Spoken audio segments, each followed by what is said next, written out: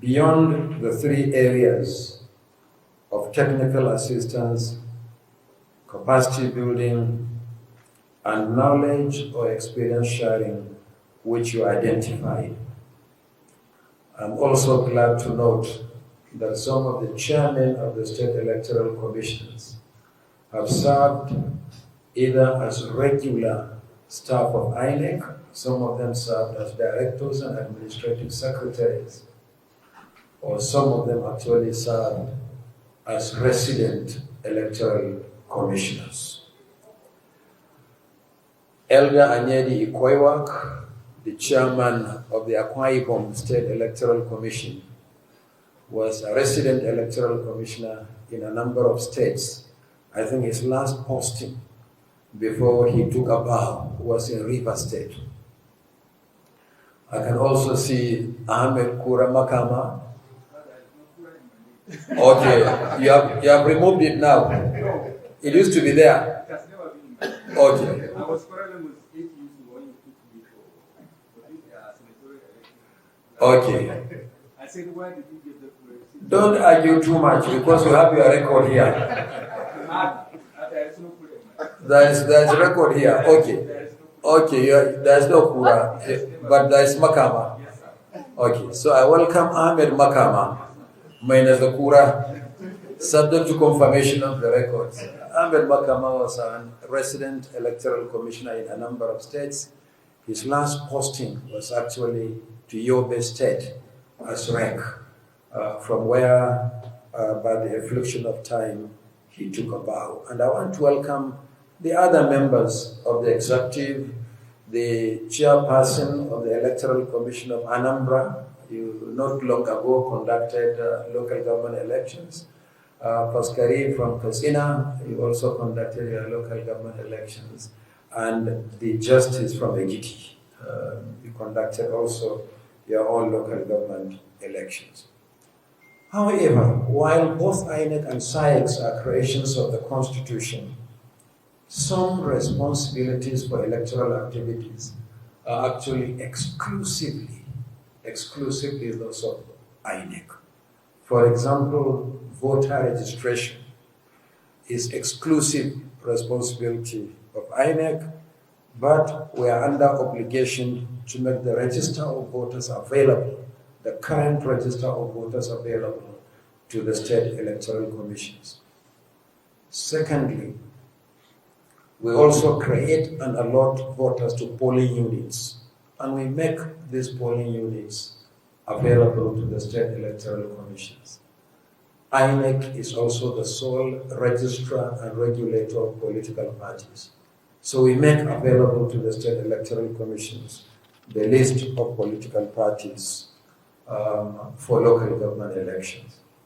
And no SAIC, State Independent Electoral Commission, has ever been denied the voters register, the list of polling units, or the list of political parties for elections. We have always discharged this responsibility promptly, and we continue to do so. I'm glad that the chairman of the chairmen of state electoral commissions drew our attention to the provision of the law. I wish to draw your attention to the importance of adhering to the relevant provisions of the Electoral Act 2022 pertaining to local government elections, particularly the omnibus provision of Section 151 and Sections 98 to 113 dealing with the procedure for area council elections in the Federal Capital Territory, which the law says equally applies to the conduct of local government elections across the country. Your role is significant to credible elections in Nigeria. Local government elections, just like local government areas, are the foundation not only of credible election but development, and will continue to partner with you in this regard. I'm glad to know that virtually all the states of the Federation now have elected local government councils. But you'll also agree with me that the challenge with local government elections is the quality of the elections. So I hope there will be an opportunity for us in closed-door session to discuss how INEC can partner with state electoral commissions to continue to improve on the quality of these elections. We share responsibility with the state electoral commissioners on the conduct of local government elections. Your mandate is exclusively the conduct of local government elections. Our responsibility is the conduct of national elections, as well as the local government election, but only in the Federal Capital Territory, where INEC has responsibility for the conduct of local government elections. Therefore, the best cooperation that can exist between INEC and the state independent electoral commissions is for the state electoral commissions to continue to strive to conduct local government elections in the manner that INEC has done so in the Federal Capital Territory. As you know, the FCT is the only part of the country where there has never been a caretaker committee in the 6 area councils. Elections have been conducted regularly, initially for a period of 3 years, but with the amendment to the Electoral Act, the tenure has been streamlined to 4 years, just like the executive and legislative elections conducted by INEC. There has never been a caretaker committee in the Federal Capital Territory. The elections are held regularly, and that no one party has ever won all the elections in the FCT. And we have functional offices in all the 6 area councils in the FCT. And there is, equally importantly, the importance of forward planning in the conduct of elections.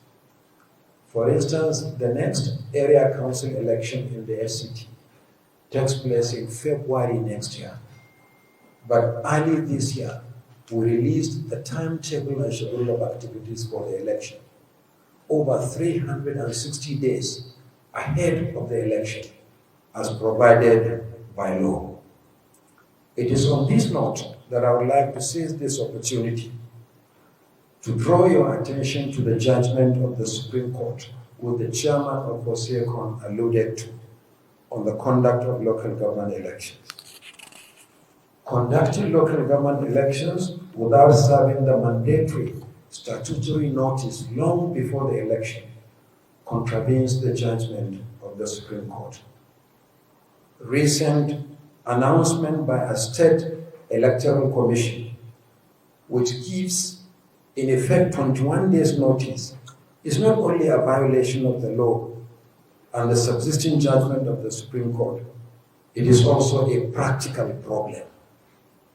Within 21 days, how do you expect political parties to conduct primaries, nominate candidates, organize campaign, and for the Electoral Commission to conduct voter education, recruit and train ad hoc staff, manage logistics, and organize security for the election? It's practically impossible to do that within 21 days. So as the umbrella body of all state electoral commissions, carry this message to your members about the importance of complying with statutory timelines for the conduct of local government elections. The chairman mentioned financial constraint militating against science. Money is never always readily available and sufficient for elections and electoral activities. But for science, your challenge actually goes beyond funding. I believe that money is only a facilitator. But without a clear definition of processes and procedures, no amount of money will solve any problem. But I want to assure you that INEC will continue to work in partnership with the state electoral commissions what you do or you don't do often negatively impacts on INEC. Because there are so many people who think that the state electoral commissions are actually state INEC, sometimes including some of the candidates that contest in local government elections. I saw one on television who one day said, after collecting his nomination or clearance forms by the State Electoral Commission, came out of the building, stood in front of the signboard for the site, and proudly announced that he has just been cleared by INEC for local government elections. INEC does not conduct local government elections outside the federal capital territory.